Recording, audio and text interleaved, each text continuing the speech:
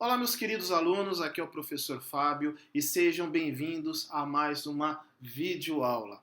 Nesta aula, nós vamos tratar de dilatação anômala da água. Esta é a aula 11 do setor B e se encontra na página 201 de nossa apostila. Vamos lá. Turma, notem bem ali esse gráfico de resfriamento da água. Percebam que quando a água atinge a temperatura de 4 graus Celsius, ela obtém seu menor volume possível.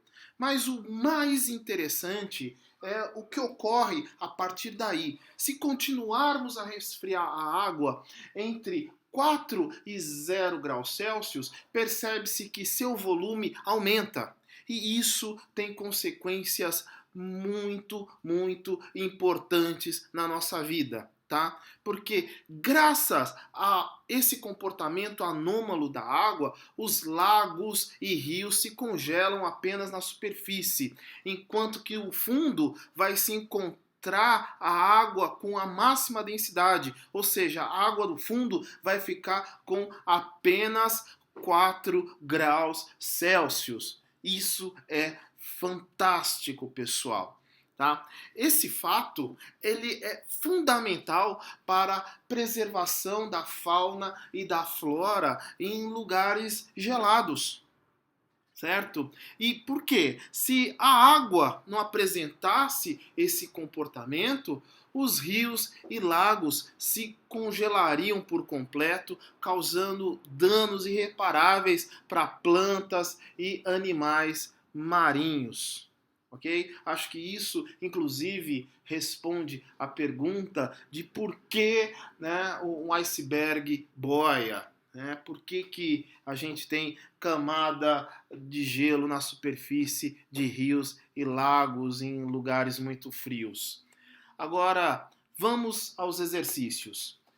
Aí, na mesma página 201, nós temos uma série de exercícios. Tá? Exercício 1.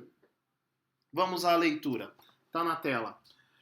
Ferro, bismuto, antimônio e prata são exemplos de algumas substâncias que, quando em estado líquido e em certas faixas de temperatura, apresentam um comportamento semelhante ao da água entre 0 e 4 graus Celsius, ou seja, ao serem aquecidos, serão contraídos ao invés de dilatados.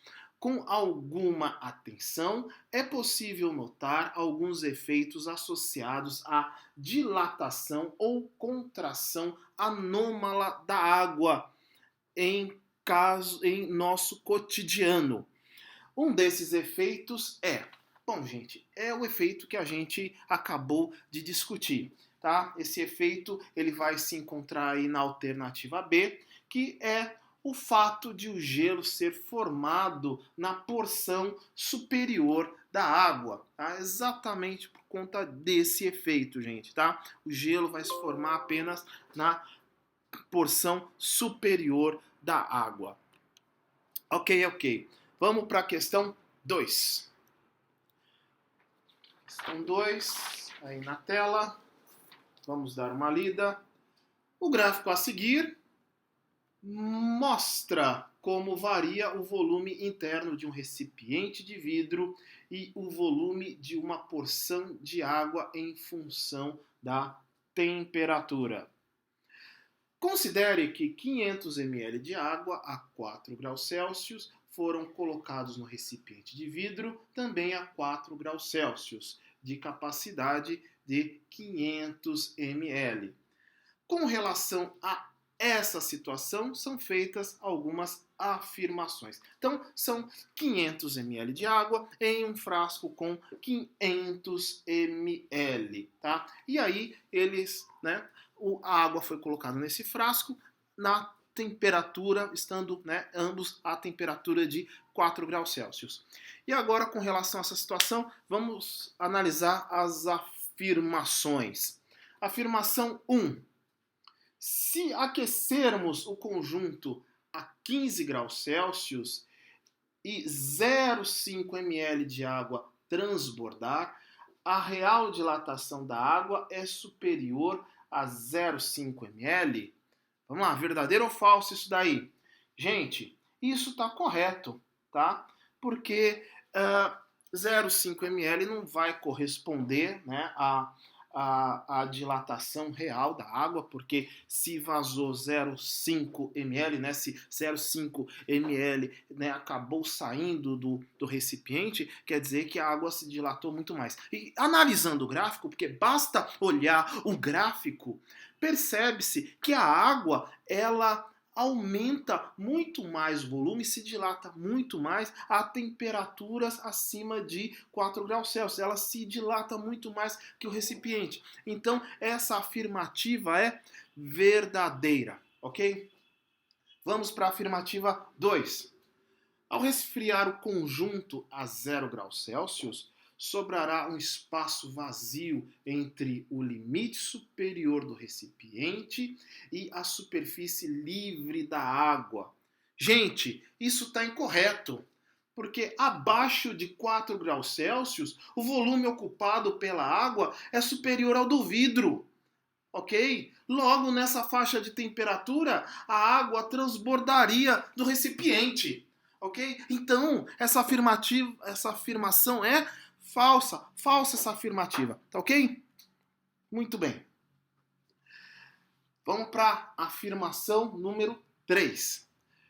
Para a água líquida, a qualquer outra temperatura diferente de 4 graus Celsius, a água transbordará do recipiente. Correta, gente. Né? Alternativa correta. Porque, com exceção a temperatura de 4 graus Celsius, né? Se a gente olhar no gráfico, com exceção da temperatura de 4 graus Celsius, para qualquer outra temperatura, a água vai transbordar aí do recipiente. É só olhar no gráfico. Tá ali no gráfico. Então, verdadeira a 3. Muito bem. Alguns de vocês já conseguem até elocubrar qual que vai ser a resposta correta aí do exercício. Mas vamos continuar. 4. Para temperaturas superiores a 4 graus Celsius, o coeficiente de dilatação volumétrica da água é constante. Gente, isso daí é incorreto. Primeiro que esse gráfico aí da água não dá coeficiente constante coisa nenhuma, né, gente? Tá?